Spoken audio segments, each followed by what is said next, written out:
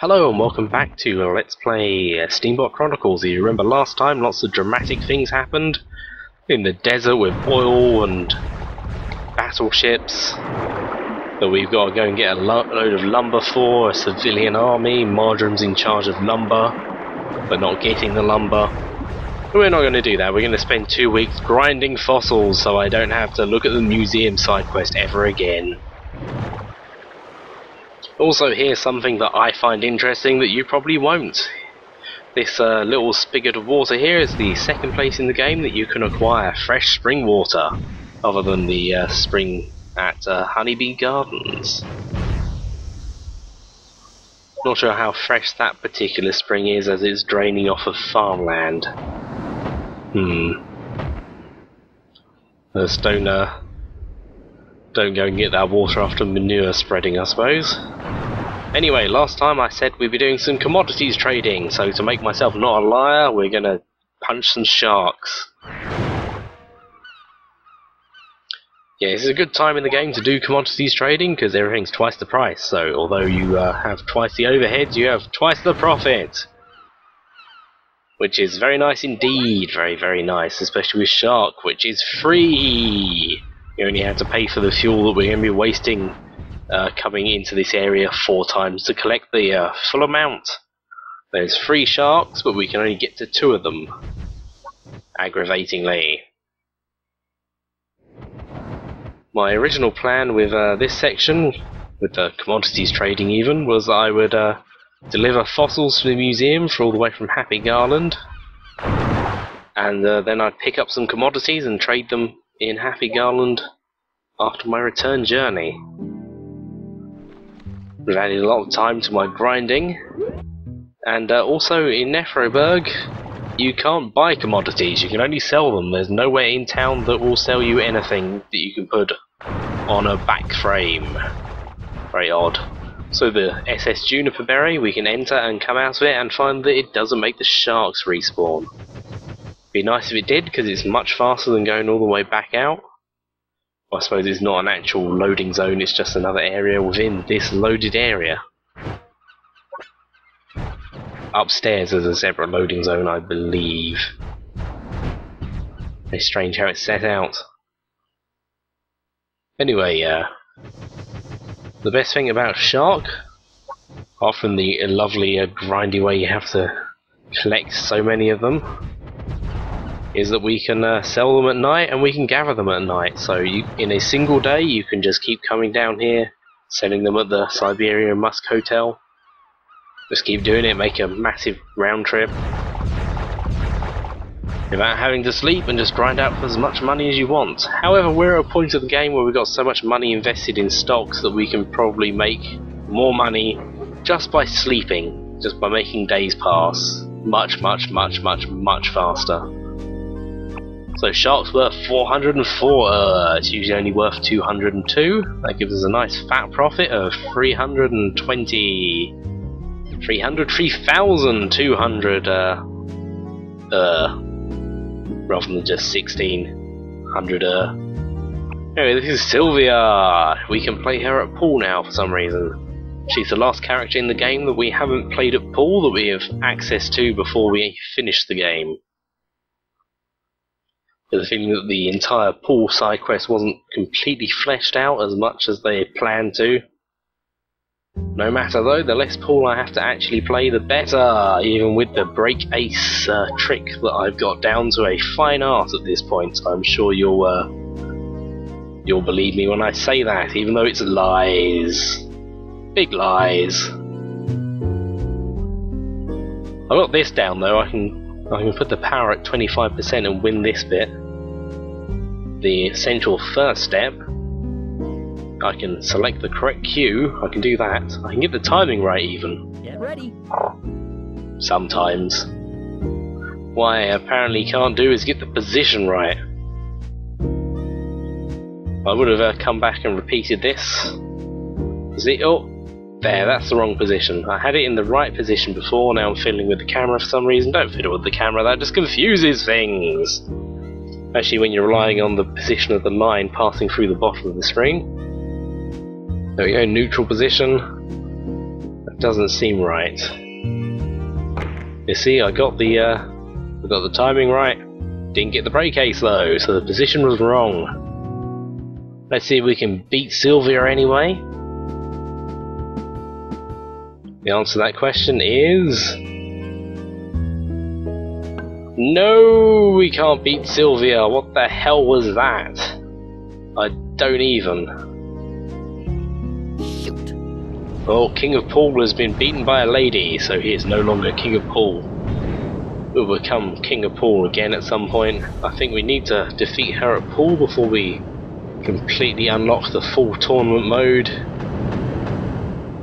You only need to beat 5 people in a row to get the plate, I believe. I think we can actually do that now if we wanted to, but I might as well save it until we've got everybody unlocked, and then I can do that in a bonus video. Also, visit the Sage at this point, especially when you're here at Martlet Caverns. That fuel is expensive, yo, and he'll give you a load of it for free. Very nice man indeed. Now, the nature of this side quest, this current portion of the side quest, means that we can only get 1 fossil run in a day because of the distances involved. We can't travel at night on the train, and we can't hand fossils in at night on the train, so even if you took the most efficient route, you wouldn't be able to get lots of fossils in. There's no point taking the most efficient, timely route because, well, otherwise you just waste time in the long run. I mean, you can get into Happy Garland at night, you can get to Martlet Falls in the evening, but when you return to Happy Garland it will be night and you can't take the train. So it's sort of, So this stratum is sort of hard to spot, but it's the one that gives you small fossils rather than big fossils. There's 9 giant fossils and 9 artifact style fossils that you get to put in your house if you want to. So if you completely lucky, you could clear this section of the side quest in 6 trips, I believe, 3 for each sort. Very, very, very unlikely to happen. So here is an example of time wasting. I forgot to go to sleep at the pit stop, so I had to go all the way to the Lobster Inn to sleep so I could take the train. Even though it seems like a waste of time sleeping in the evening rather than at night, it really does save you a lot of time. So I had to walk back upstairs for this bit because turns out Savoury isn't in the civilian army. Everyone else in the band is, apparently, except probably Fennel. He's probably still tooling around in his room at the hotel. So we're going to do a bit of dating. I was hoping to do this with Connie first, and then Savoury immediately after, so I could get the true player nickname thing which you can acquire from sexing up 2 ladies in the same day. Or is that all 3? You might have to do all 3 for that. You might get player for doing 2. It is all very, very important. Very important indeed. Just like making you watch all these fossils being handed in. Well, that was a pretty good haul. 3 fossils. 3 of them. I think that was the first one. Lots of those fossils. Also, got to do the happy dance. Get some fossils, do the happy dance.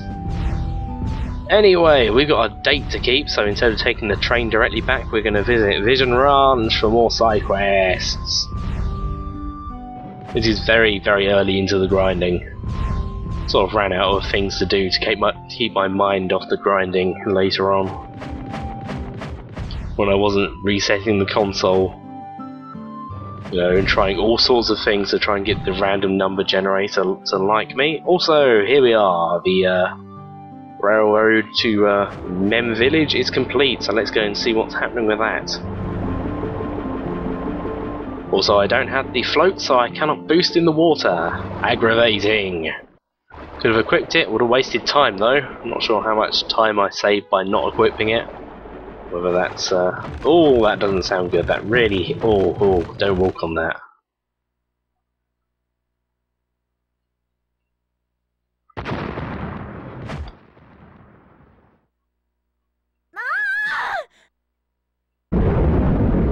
Are we on the moon? Zounds! You've arrived in just the nick, good sir. We've established the rails, but a boulder has fallen and blocked our way. I implore you to utilize your trotmobile in a way that would aid us. Jinkies! Yeah, rock has fallen down. We gotta move it. This is part of the side quest, it's very important. Also, Gable, you may remember, had a house here. He didn't want the railway to come because it would ruin the isolation of the village that he moved to. And not only has it done that, but they also knocked down his house to put the station in. Very sad day for Gable and his son. Nobody else in the village gives a shit though. Thanks to everyone's fine efforts, our village now has its own train station. Today begins a new era in the annals of Mem Village's history. Yeah, it's very sad. He's away going Gable now because he's going away. I'm sure we'll probably find him somewhere else.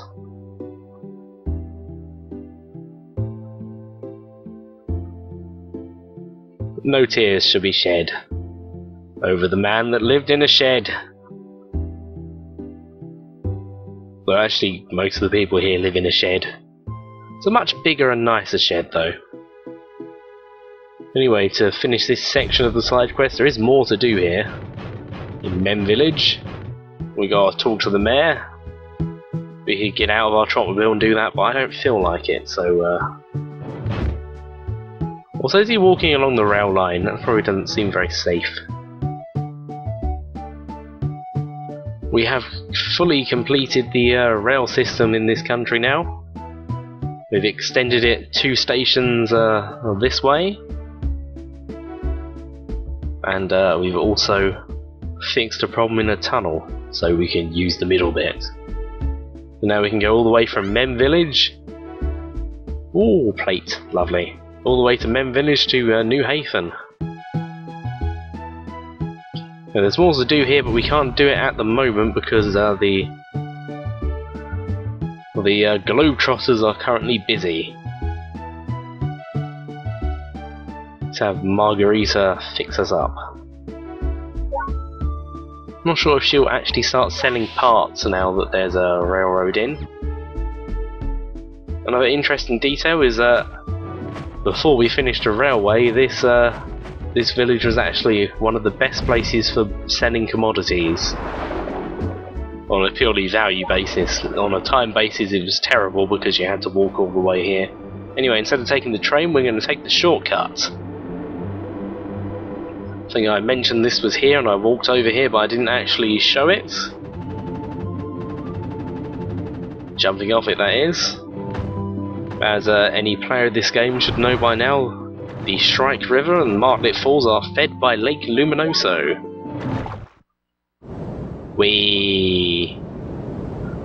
I believe the Shrike River and the Egret Brook are completely separate rivers. I think. I'm not sure if the Egret Brook is fed by Lake Luminoso as well, but Also, I think you've got the idea with the fossils by now. I'm not going to show any more fossil hunting until we're done. And here we've got a sexy lady coming over, so let's make this room spick and span. Put some stuff down, we got this bit of carpet. And there's this massive table. We got a smaller table, this one's nicer. And let's get rid of that chest of drawers because it was horrible and I only put it in because I thought I could put stuff on it, but I didn't put stuff on it, I just put stuff behind it, on the floor. Anyway, this is actually the first time I actually played the dating side quest. I read up on how to actually do it. To be honest, I play this game so I can tool around in a big robot, not so I can sex up anime ladies. But it's nowhere near as bad as it could be. Nowhere near. I should probably stress that you don't actually have to do any of this dating stuff. It's completely optional. You don't even need to do it to 100% the game, there's no prize for it really. There are some interesting things though, we do get to learn some neat information about characters. We can talk about all the characters in the game, or all the main characters. To get the best ending out of this, we have to specifically say a couple of things to her. Of course, first thing I'd say is that she's beautiful. That makes her very happy. She seems to like the flattery despite her protests. Anyway, you may have noticed we've got hearts. This isn't Zelda. What these hearts do is pay for actions. Doing stuff costs hearts. Some actions give you hearts back. The one that will always give us hearts back unless we're rubbish at it is the give command, of course. There's 4 sorts of items: stuff she loves, which will give us a net gain of 2 hearts, stuff she likes, which will give us 1 heart, stuff she's indifferent to, which will lose a heart and gain a heart, and stuff that she hates, which will just lose the heart. Once we spend all our hearts, the date is over. We had to keep it topped up. I keep refilling it to 4 hearts full, but it can go all the way up to 10 hearts, I believe. Here's where the cooking is hiding. It works pretty much like it did earlier, except we got less options. I think we can make the same sort of food that we could have made in the Killer Elephant's Fortress. But we're going to give her a potato, because everybody likes potatoes, right? And we got lots of potatoes. Anyway, Savoury has a couple of items that she loves, which are both expensive gemstones. There is literally no reason to ever give her gemstones. It is a complete waste. What you could give her instead for the same gain is 2 bottles of milk, which cost less than 10 each, rather than a gemstone which sells for anything up to 300 but at least 100 and usually 200. We got breaded potato cutlets. And you can give her lots of silly useless things and completely completely bugger up the cooking if you want. If you cook something edible, she'll choose to eat it with you. If you cook something inedible, say you give her some rotten meat or some mouldy bread, she decides not to, and then we don't earn back any hearts. Oh, good. Thank you for dinner. I mean, we did basically alright at that. We got 2 hearts back. That's all we can really do at the moment. So let's talk some more. In order to get to the second thing we have to say to her, to win the side quest, the dating, we have to talk about all the other people first. There's some fun joke options here. Does she like Italian food? Unfortunately, we get this stock response when we say something stupid. She worries about our brain problems.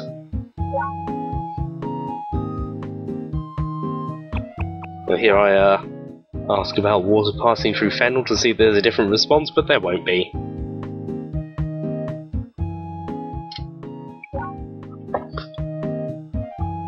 We can learn some interesting things about the other characters in the game through the side quest, which is sort of nice.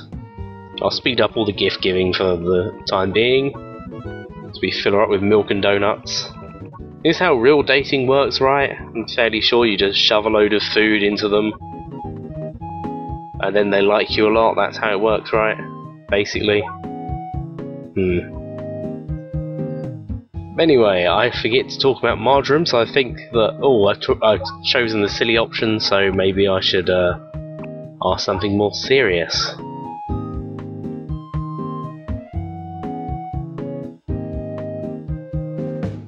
If you didn't know beforehand that he was in the stock market in the mornings, well, basically all day, and that's where you learn where Basil goes during the day.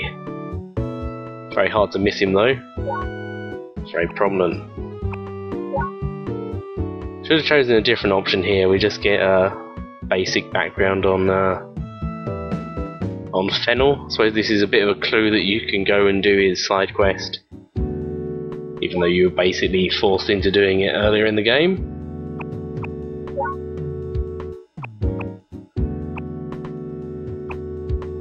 I don't know what a Marger armor is. Sounds dangerous.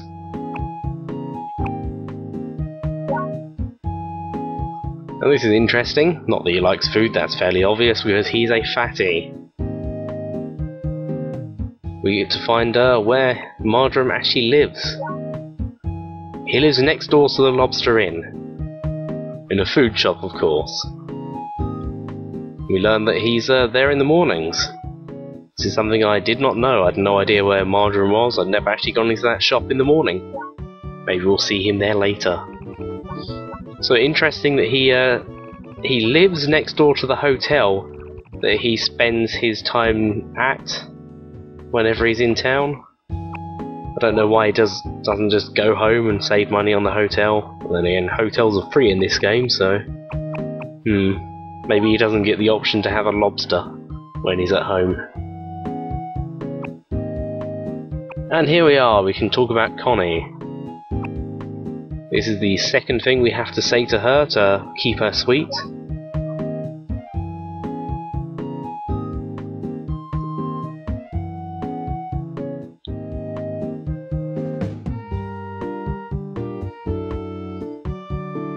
I was coming to see you. Very smooth, vanilla, very smooth indeed. You can see where you're named after an ice cream. What should I do with her? We can talk about a few more things. May have noticed we're sitting down still. We can ask about Mallow. Mallow in a swamp. Probably made more sense in Japanese.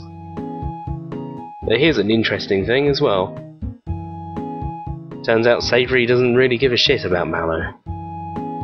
It's only Connie and Dandelion that have been heavily emotionally damaged by that boy's actions. You ask about Chicory, but I don't really want to kill the mood by asking about a dead kid, so... Annoyed Nad. Dandelion is fairly weird. But she gets fairly defensive about him. I'm not really sure he lives very peacefully in nature. I mean, he's got all those musical instruments, they must make a fair amount of noise. Hey, more food stuffing.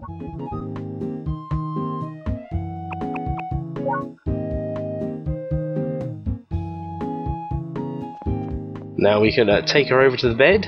We've done all the prerequisites. I wanted to have a look at the posters, but she doesn't seem interested. If you have a poster of Connie or indeed her, she'll probably respond to that, I think. At least the FAQ said that certain posters will get a response when she comes in the room. When she came in here, she merely said that this room's massive, because it's the biggest room you can rent in the game. Anyway, clean my ears costs 4. So make sure you've got 5, otherwise you'll end the date prematurely. And the make your move option uses all the hearts you have.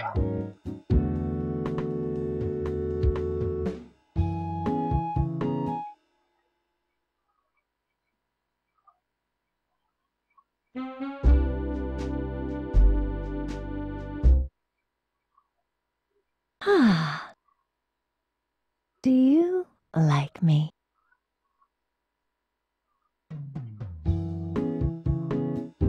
And that's about as creepy as this game gets. Au revoir.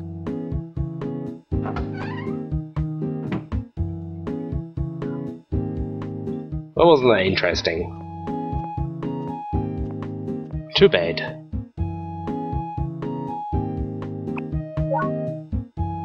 I hope Connie doesn't find out about this. Stocks! Yeah, we get over 1,000 every time we sleep. Also, the naughty hypocrite. I think you can guess why we're called naughty. Yeah, the way this works is you can invite a lady to your room in the evening and at night. So you can invite Savoury and then Connie to your room and do 2 of them in one evening, which will give you the player nickname. Also, this guy's just here in the mornings. No really rhyme or reason. Savoury doesn't seem interested in what happened last night. She's still acting as if our relationship's the same. So let's go and see Marjoram, the lucky food, now that we know he works here. Presumably Marjoram's mum over there at the counter, and Marjoram is... oh yeah, he's still at Fort Raven waiting for us to bring him wood. For about a week now. Also, remember this side quest? It's Jacqueline. He's starting to talk about stocks, but he doesn't say specifically he wants to buy any at the moment. Which is our cue to continue his long and arduous side quest. So interesting, Bergamot apparently made all his money through stocks. So truly, the Bloody Mantis is funded by business. Also, about a week later, after a change in clothes, to see if I could stop myself from being called refined and hypocrite. Don't think City Slicker's going to change because I'm spending a lot of time in the city. Jacqueline wants some stocks now, some hotel stocks specifically. We know who wants to give a load of stocks away for free. It's Rosa and her boyfriend Algernon. This is all completely above board. I'm sure that they personally own these stocks and not the actual owners of the hotel. You know, their parents. They'll meet us at the walkway in the evening. Let's go there in the evening. So you probably take it as read that between all these cuts, I'm delivering a load of fossils. And getting a load of coal in return! Algernon is very much not interested in business, only interested in cooking and Rosa. Jacqueline, yes indeed. Yeah, he sort of walked around and talked to me a bit. I said he could be a millionaire, and now he wants to buy lots of stocks. Now this is actually fairly interesting, because we've just been given 800 stocks. There's nothing to stop us from keeping these stocks for ourselves. The hotels are not actually trading at the stock market, so we can't sell them there, but we can keep them and get all the profits from them. This is in fact what we're going to be doing. Well, eventually we'll be giving them to Jacqueline. We'll be doing that, but at the moment, while I'm spending lots and lots of days grinding out these fossils, I might as well keep them around for the extra dividends. I believe we get about 1600 a day. Also, this is some fossil hunting here that I left in. Coal. This is the general experience for most of these fossils. I gotta do the angry dance now. Do the angry dance. You have to do the angry dance when you don't get any fossils. The angry dance is superficially similar to the happy dance. Also, I just started recording here. I don't know why this is slowed down, but I'm not going to fix it. Gives me more time to explain what happened, doing the happy dance in slow motion. I decided to stop recording because I was getting so much shit. So I started recording after I received a fossil, and then received the last fossil I needed directly after. And here's the primitive bird fossil, the last artifact style fossil that we need. With this, we have officially finished the side quest. And now I'm going to be very careful in the order I give stuff in. According to the Game FAQ's forums, to definitely get the plate, there's loaded coal, what I need to do is finish all the giant fossils and then give in the last artifact. I need to do this before the post game, otherwise I won't get the plate apparently. And I don't care to test whether that's true or not. So I spent ages in Wagtail Canyon, wasted a few days there trying to get the last fossil here because there's a missing bit. It turns out that what I did was I got the pelvis and the neck bone the wrong way around. I felt like a dummy. There was nothing for me to get there, so yeah. Wasted some time. So the giant marine fossil. Now this fossil's construction makes absolutely no bloody sense. If I didn't look this up, I'd have no idea what shape this thing is supposed to be. Anyway, the legs, they go on the bottom. They go on the bottom like that. These two saw blade style bits are the neck portions. Of course there's a slightly bent one, and then the head sort of goes on the side. And then the actual shape of the fossil is completely different from what it was on the thing. It doesn't point up at all. I think they just ran out of room. It's done. That's all 4 giant fossils assembled. And there's that glowing meteorite that I mistook for a crystal skull. An earlier date. We just had to go and talk to Belmondo to complete the side quest, finish the museum, and then we never have to come here again. Before that, we might have a quick browse at all the selections here. We're not going to spend too much time on this, but just a quick look. See what it looks like. Everything's filled up. Almost. We found quite a lot, you may have noticed. So here's the slot for the last fossil. All the rest of these fossils that you can't see what they look like because the video's too dark.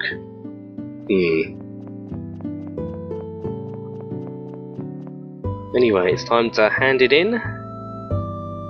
There was a lot of other stuff that I gave in earlier. I kept this one thing back though, in case it messed it up.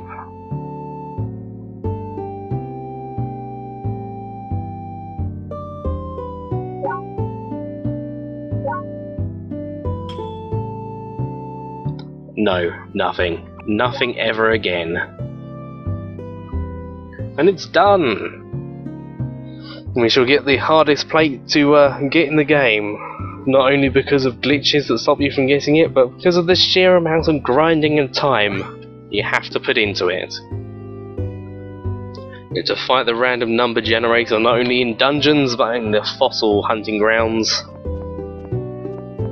I imagine the stocks of the Pencil Railroad are through the roof at this point because of my continued use of it. Once a day, or twice a day even, for about 2 in-game weeks at least. I think I was in the high 20s on days spent in this game. There's the last fossil, and now I'm well into the 40s. But we're done. Never have to come back here again. Thank Christ for that. If another side quest messes up and I don't get the plate from it, I will actually kill myself at this point.